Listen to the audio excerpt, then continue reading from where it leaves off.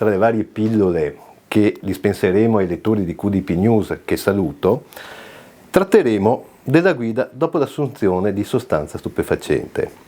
Allora, non è una novità la guida sotto la sostanza stupefacente, ma come era congegnata prima, la guida per essere alterata doveva avvenire sotto gli influssi della sostanza stupefacente, il che presupponeva che a monte ci fosse l'assunzione. Diciamo che questa novità legislativa da un certo punto di vista ha semplificato l'accertamento del reato, perché mentre prima si doveva, con degli indici sintomatici anche, considerare che il soggetto stesse guidando alterato, oggi attraverso degli accertamenti qualitativi non invasivi in prima battuta, gli organi di polizia stradale possono rilevare che il soggetto abbia assunto della sostanza.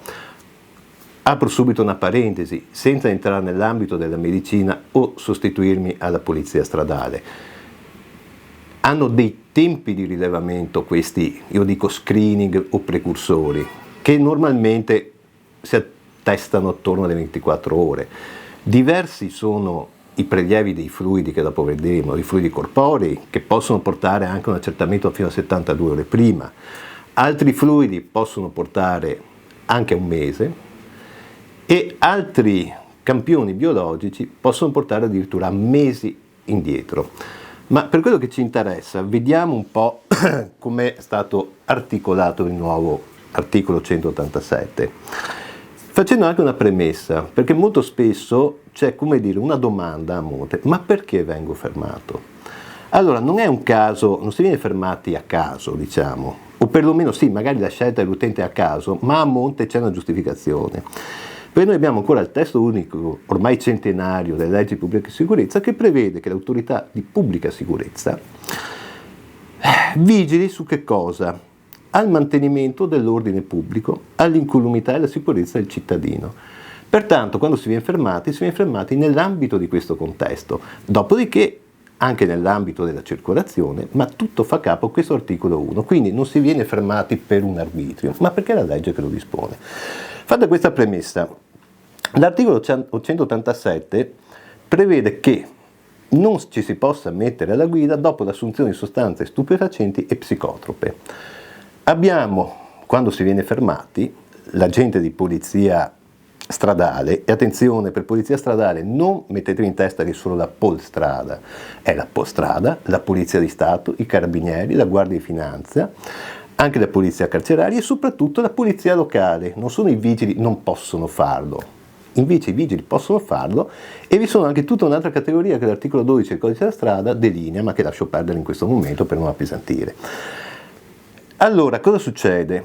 Vengono fatti questi accertamenti qualitativi ma non invasivi, da cui emerge che il soggetto ha assunto lo stupefacente. Da qui in poi cosa succede? È sufficiente? No, non è sufficiente.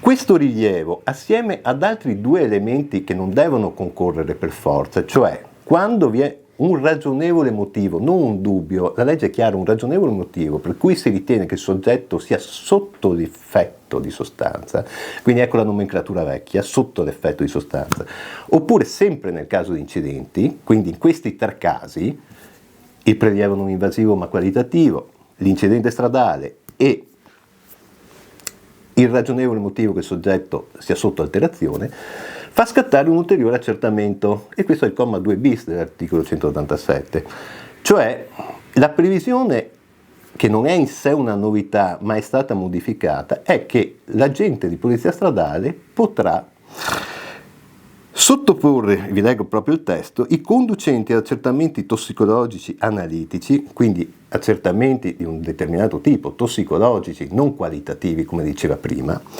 su campioni di che cosa? Di fluido del cavo orale, prelevati secondo le direttive fornite da un decreto interministeriale della Sanità e del Ministero dell'Interno. Dopodiché fin tanto però che non c'è il regolamento non si effettueranno. Ma una volta che potessero essere effettuati, il tampone, chiamiamolo così, il cotton fioc che viene inserito e che preleva il fluido, verrà trasmesso a dei laboratori che possono essere fissi di ospedali o anche aziende equiparate, oppure anche mobili in dotazione alla polizia stradale. Cosa succede a questo punto? Tendenzialmente è immediato il risultato dell'analisi, ma quando l'analisi, il risultato non è immediato, al conducente verrà ritirata, attenzione, ritirata fisicamente non vuol dire sospesa, la patente, fin tanto che ci saranno gli esiti e comunque per non più di 10 giorni. Al contempo, sempre al conducente sarà impedito di guidare in quel momento, infatti l'auto la guiderà un'altra persona o verrà portata presso un'officina o dove il conducente indicherà. Quindi immediatamente non potrà guidare. Se gli esami non sono immediati, può esserci il ritiro della patente fino a 10 giorni, ma se gli esiti sono effettivamente immediati, verrà trasmesso tutto quanto al prefetto che in questo caso, essendo l'esame positivo, cioè accerta che c'è lo stato di assunzione, il prefetto sospenderà cautelarmente la patente e ordinerà che il soggetto si sottoponga a visita medica presso la commissione locale. In poche parole cosa vuol dire? È una revisione, perché dopo vedremo in un'altra clip cos'è la revisione. Gli esiti però possono anche essere infausti di questa visita della commissione medica. Cosa vuol dire? Che il soggetto che entro 60 giorni deve sottoporsi, qualora venga ritenuto inidoneo, cioè magari non ha fatto assunzione di sostanza in quei giorni, in quel periodo fino alla visita, però l'organismo mantiene determinate sostanze e reagisce con determinate sostanze. Se ritenuto inidoneo, scatta la revoca della patente per 3 anni, con la novità che mentre quando si fa la revisione, c'è la commissione, si può a fronte di un provvedimento negativo, diciamo, di inidoneità della commissione, portare della documentazione a supporto per fare magari in autotutela, cambiare idea, modificare l'esito, in questo caso non è ammesso, quindi vi è una compressione anche se vogliamo del diritto di difesa in prima battuta.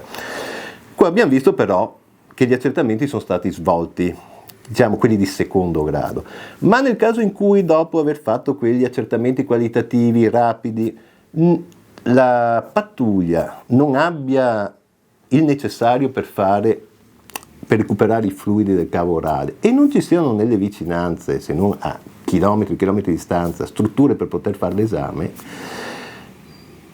cosa succede in questo caso? In questo caso gli atti verranno trasmessi al prefetto, verrà sempre fissata una visita, soltanto che non ci sarà immediatamente la sospensione della patente, ma da quello che è il testo normativo la sospensione ci sarà successivamente alla scadenza di 60 giorni per effettuare la visita. Anche in questo caso, purtroppo, se si è inidonei, scatta la revoca della patente senza possibilità di replica, utilizziamo questi termini. Qualora invece, attenzione, perché anche questa è una novità, l'esito fosse favorevole al conducente, cioè non venisse ritenuto inidoneo, ma idoneo alla guida, dovrà sottoporsi dopo 1 anno nuovamente a una visita, dopo 3 anni e dopo 5 anni, ma passata la visita del 5º anno non è che va dopo 10, continua ogni 5 anni. Quindi diciamo che viene monitorato il soggetto anche successivamente.